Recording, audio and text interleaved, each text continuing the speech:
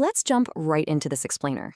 Today, we're pulling back the curtain on a massive, hidden structural rotation happening in the market right now. We're going to separate the AI illusion from the physical reality. Because, if you just watch the headlines, you'd think tech dominance is this unstoppable force, right? But beneath the surface, a totally different story.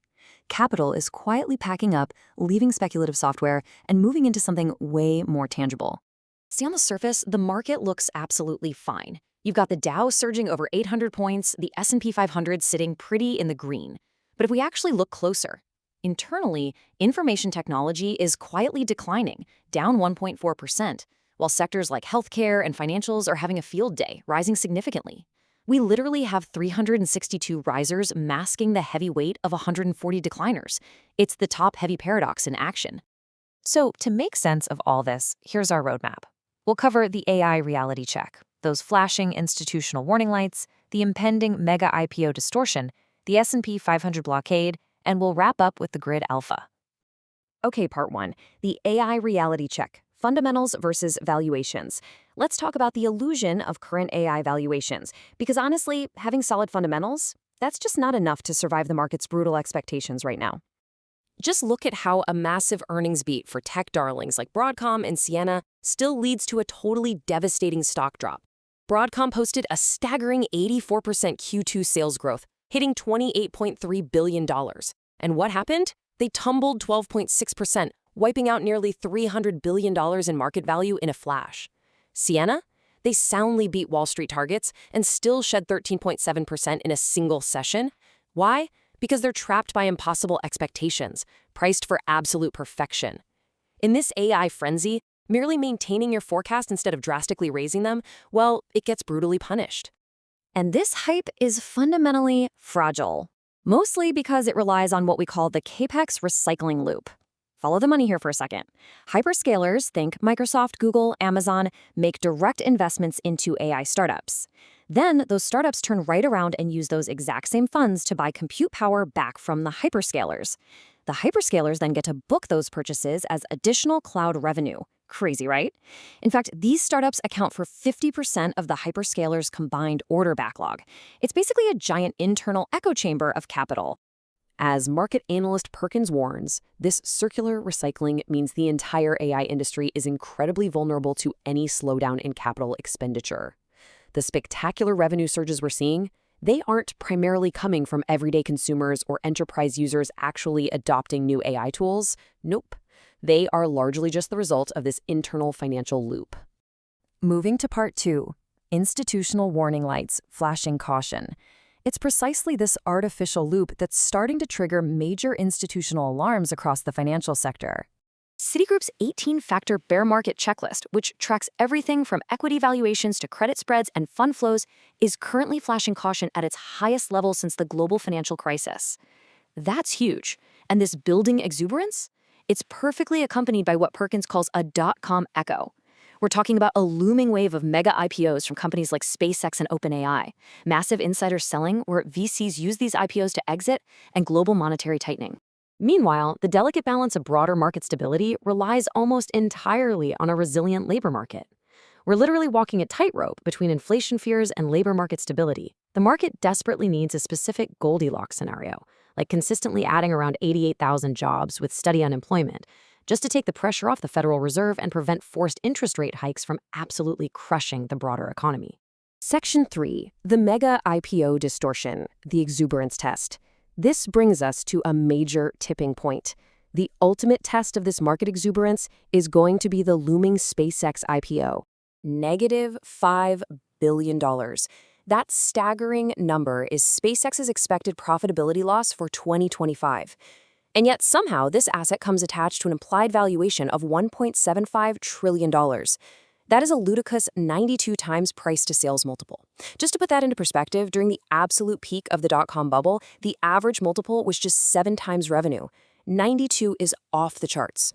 Now, what's really fascinating about this descent into market exuberance is how they're structuring the sale. To fuel this valuation, SpaceX is allocating an unprecedented 30% of shares to retail investors. That's way up from the typical 5 to 10%. And it sparked a massive race among brokerages. Fidelity lowered its minimum threshold, Robinhood is offering no minimums at all, Historically, a massive retail allocation like this, it's a huge red flag, indicating a total lack of smart money or institutional interest. This massive scale creates a passive buyer dilemma, what the industry jokingly calls schmuck insurance. Traditional index funds suddenly become forced buyers. Basically, if SpaceX surges, funds absolutely must own it to avoid trailing the benchmark. Robert Arnott calls this dynamic valuation indifferent buyers queuing up who have to buy. It's so powerful that it actually prompted the Nasdaq to dramatically alter its rules just 15 days post-IPO, specifically to force early institutional capital inflow to support the stock. All right, part 4, the S&P 500 blockade, structural guardrails. While the Nasdaq sort of capitulates to the hype to keep the momentum going, the S&P 500 actually holds an incredibly firm line against this distortion. To actually get into the S&P 500, you have to pass a strict structural blockade. So, Layer 1. SpaceX easily passes the mega cap size requirement, but Layer 2 requires 12 months of post-IPO seasoning, which they fail. And Layer 3? That requires strict GAAP profitability over the prior 12 months. With a $5 billion loss, SpaceX entirely fails that too. S&P Dow Jones indices impartially refuse to fast-track SpaceX or drop their profitability rules. They're offering genuine structural protection for prudent capital. And hey, this is exactly what they did with Tesla, right?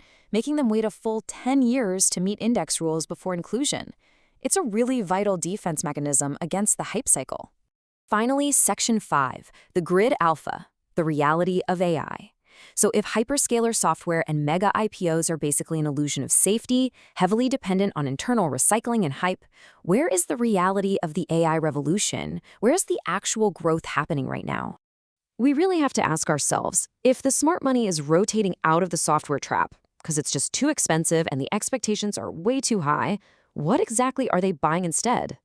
The answer is physical infrastructure.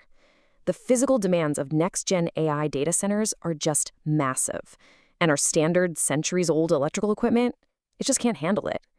So, companies like GE Vernova and Schneider Electric are stepping in, replacing that massive legacy equipment with highly efficient, lighter solid-state transformers specifically designed for AI data centers. And looking objectively at the low-tech side, we're seeing something completely unexpected, a brute force revival of legacy power. Policy initiatives using the Defense Production Act are currently directing $700 million into the U.S. coal sector, citing national security and international competition. This is literally funding the restart of power plants and export terminals. And it's already pushed coal futures up 37% this year, sending related energy stocks surging. So the crucial point here is that AI's totally insatiable compute demand has created a fascinating bimodal infrastructure trade.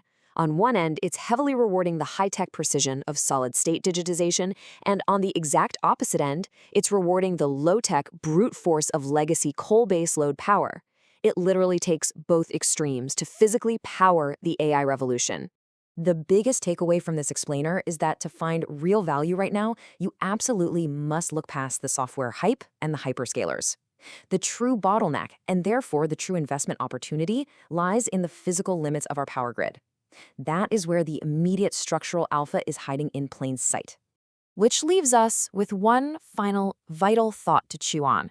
As we watch this great rotation unfold, and when the market expectations trap eventually snaps shut on software, will you be left holding the digital illusion or the physical reality that powers it all?